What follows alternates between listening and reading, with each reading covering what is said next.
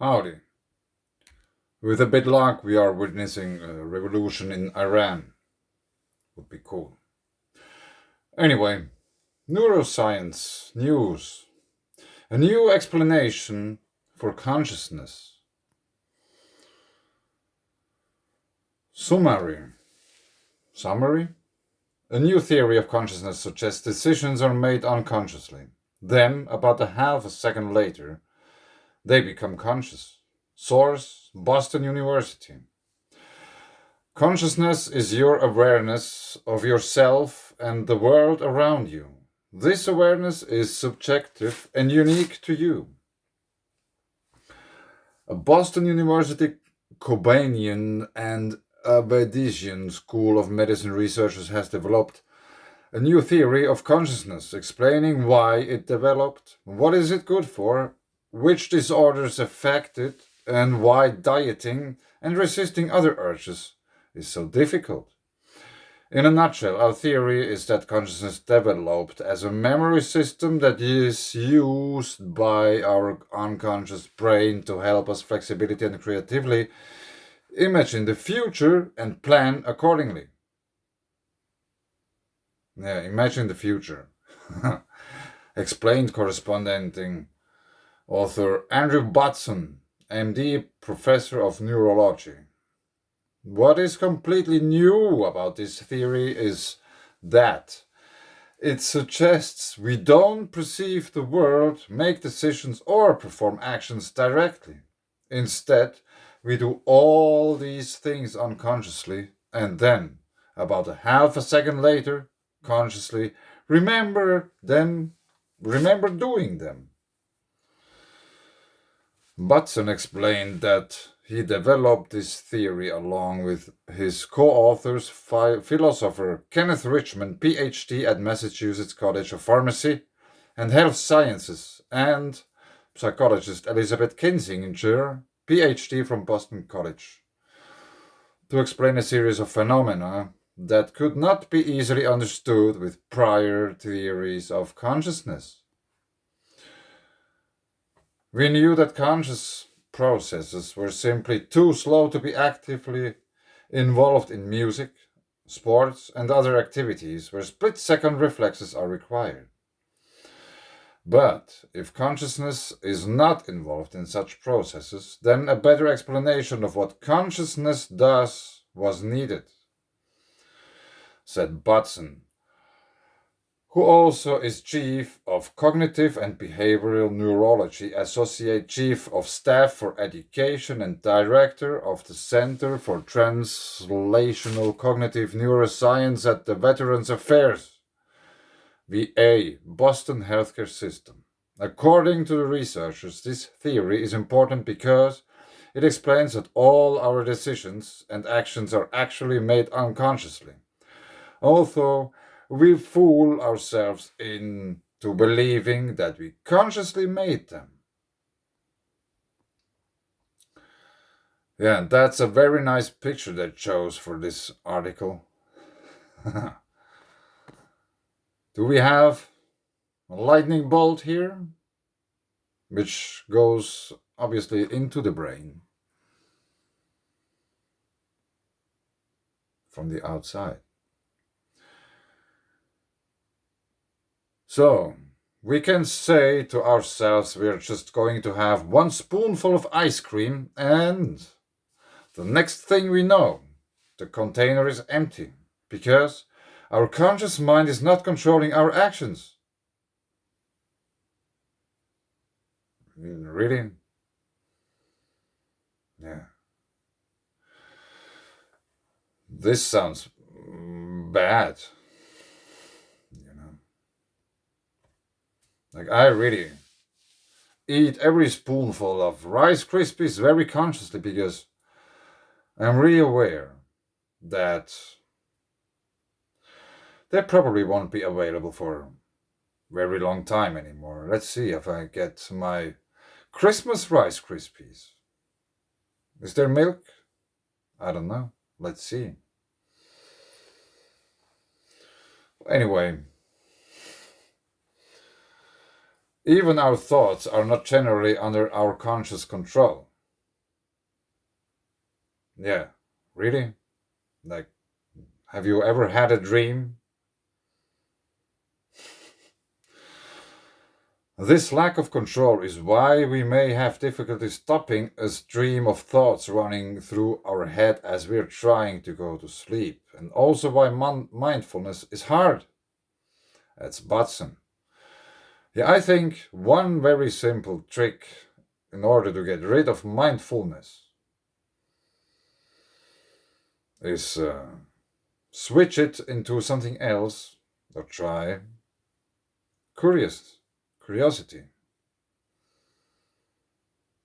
Like if you really try and start to figure things out, if you have something which is contradicting with whatever, figure out why, what's the reason, what are the reasons, and so on. Feed your head. Mindfulness for me sounds something like there's just millions of thoughts and you don't want to have one of them. You just try to get rid of them, but they don't go away. So better tackle them.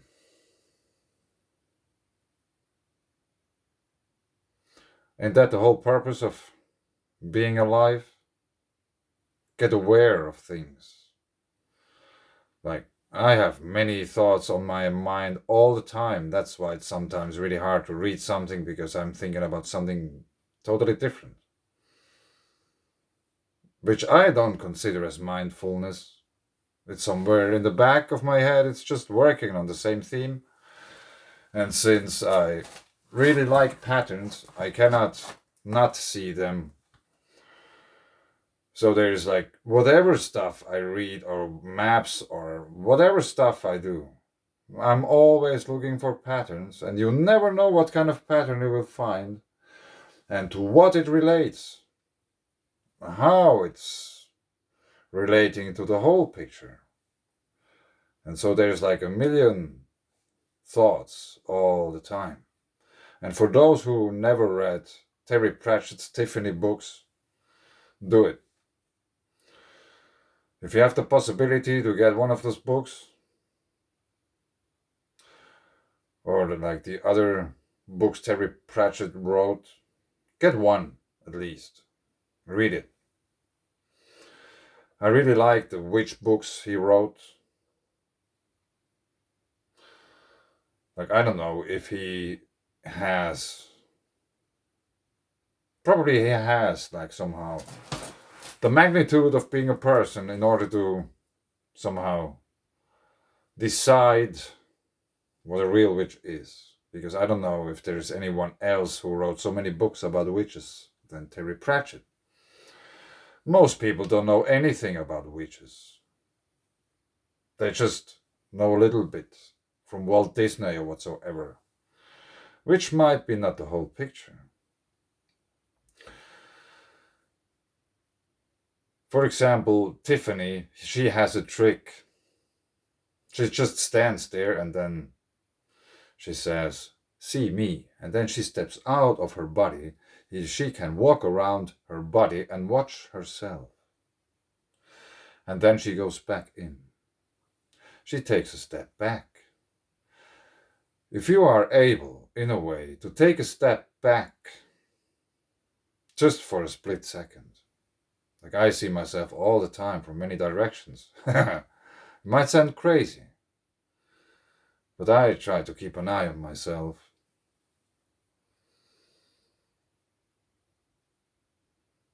Because it is very interesting. Observing, seeing patterns, and learn. So anyway, I drifted up off of the topic a bit. Why mindfulness is hard. Yeah, this is where we have been. Now I remember. Batson and his co-authors consider a number of neurologic, psychiatric, and developmental disorders to be disorders of consciousness, including Alzheimer's disease and other dementias, delirium, migraine, schizophrenia, dissociative identity disorder, certain types of autism, and more. The whole mindfulness thing is also probably at least partially fed through misinformation feed through media about whatever topics. There are so many misinformation things out there. We can take one of the biggest ones, the biggest issue which seems to drive humanity crazy. Climate change. Yes, this climate is changing. We have probably noticed too. But it's somehow a very arrogant thought that humans could have done it. You know, like, what? Really? Yeah, but I want not dive into this now too much because I drifted off again. Lastly, their paper provides a roadmap as to how clinicians, educators, and individuals can best improve behavior and gain knowledge by using clinical and teaching methods that can be effective in shaping both the conscious mind and the unconscious brain.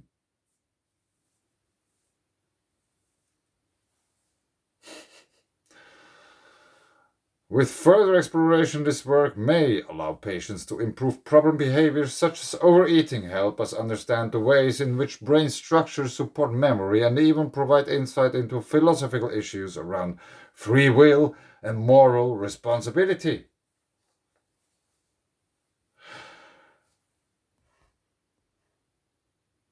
The findings appear online in the journal. Yeah, probably I got to read the whole article. I just want to point out one thing.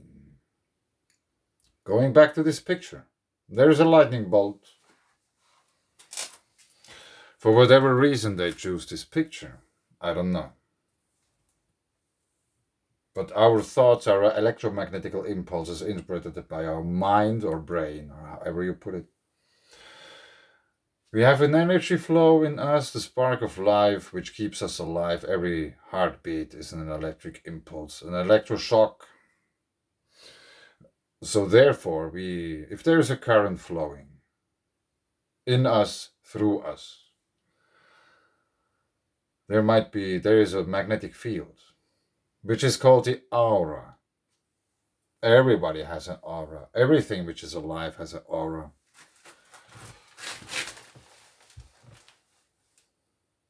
And some even say that the memories are stored in the aura. And there might be also different layers in the aura. I don't know. So if you go, like for example, if you go in a shop and there is a door in the entrance, you go in and someone is coming out. You just walk by this person. You don't even watch who are like, you just walk in. But if you are aware and if you are sensitive enough, you can feel the person passing by. There is a certain kind of frequency passing you. Some of it will stuck to you, some of it will stuck to the other person.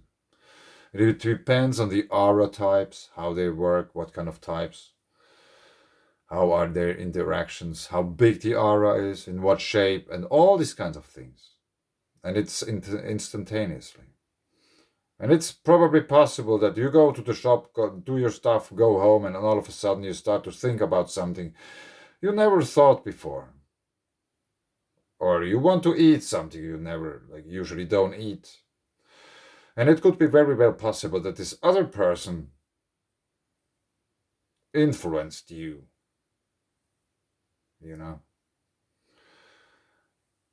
If you're and his or her magnetosphere touched as you pass this person, there is information exchanged. Like unconscious.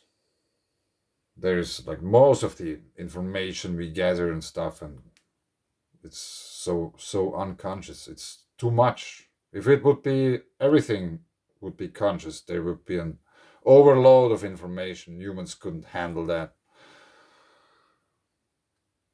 No way. But anyway, uh, maybe something interesting now. Clay. That's some Italian clay mined, or however you put it, in southern Italy. I asked them if they could tell me the exact place where they gain this clay. Let's see if they answer. It's very interesting. Yeah, I'm into clay. Clay is very interesting.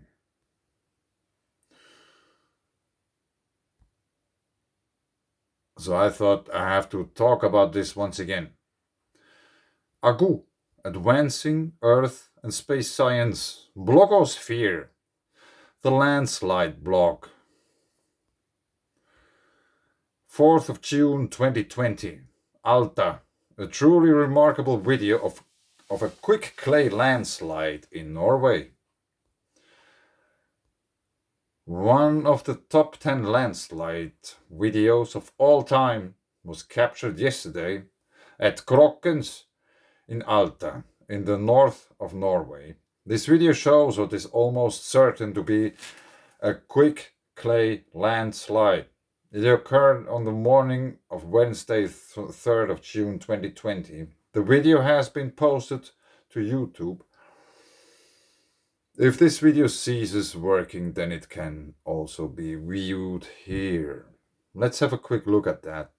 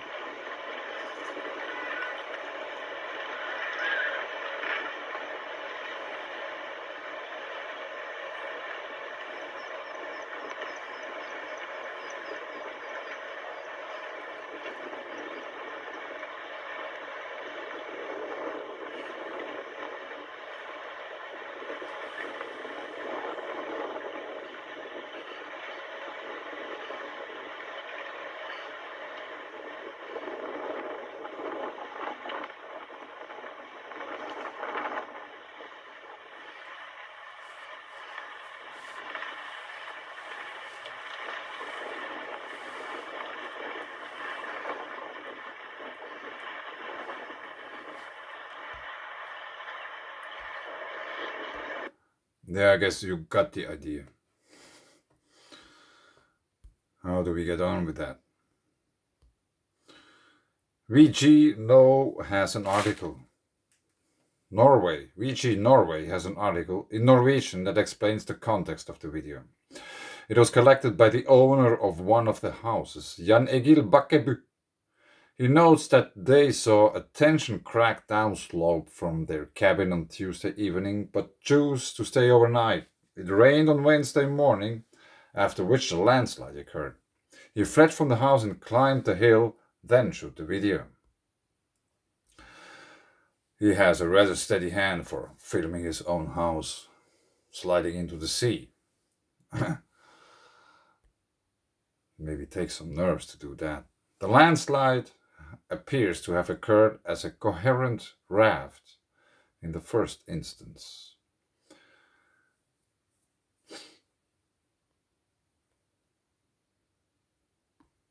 The initial phase. There is a change in gradient of the underlying bedrock towards the sea, which caused the raft to start to fragment in the later stages. Do you remember when I made the video unearthing petrified clay?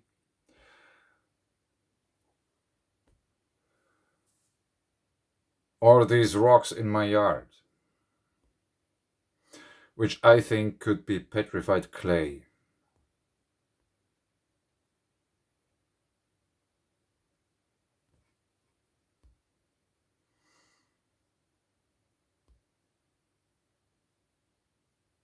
We have very small quartz veins, just a few millimeters, but they cross the whole rock, and we have those quartz eyes, or however you want to call them.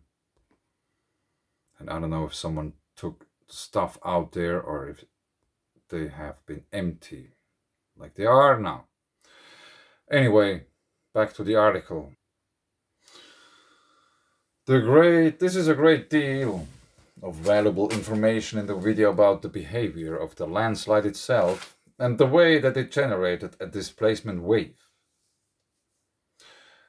So I suspect that this was the second phase of the landslide. The very early shots seem to show considerable existing damage at the front of the slide on the right side of this screenshot. Yes. Here, when they were talking about the rock, the underlying bedrock, which might have similarities with the rock in my yard. Too much coffee. Quick clays are glacial-marine materials that have strange properties. Somehow I would say if someone talks about strange properties, they probably don't really understand the whole thing. Otherwise there wouldn't be anything strange to it. Maybe I missed something, but somehow. This is how I see it. When disturbed, they are very weak. Indeed, their behavior is similar to that of a fluid. But undisturbed, they are much stronger, primarily because of the role of salt, which glues the particle structure together. When this structure is disturbed, the quick clay rapidly weakens, allowing these spectacular landslides to form. Whoa! I have to send this to someone after the video. Haha. Yes, it wasn't quartz, it was probably salt. I don't know. Let's go on.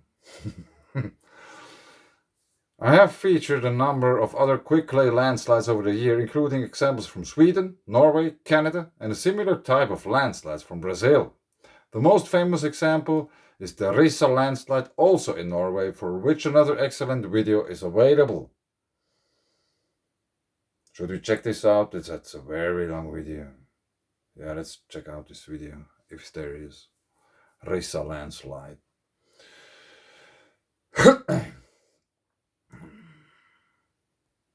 Does it work? The Rissa landslide new old video available online. Where is it? The geotechnical areas of the landslide is here.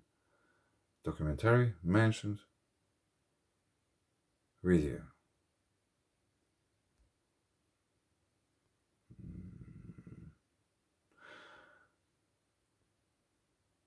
No.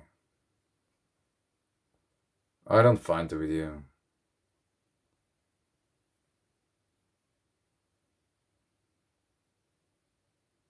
That link is now dead. Okay. But anyway, quick clay in general, how much they have to do, or how much clay has to do with mud volcanoes, glacial activity. I have been showing you many times dark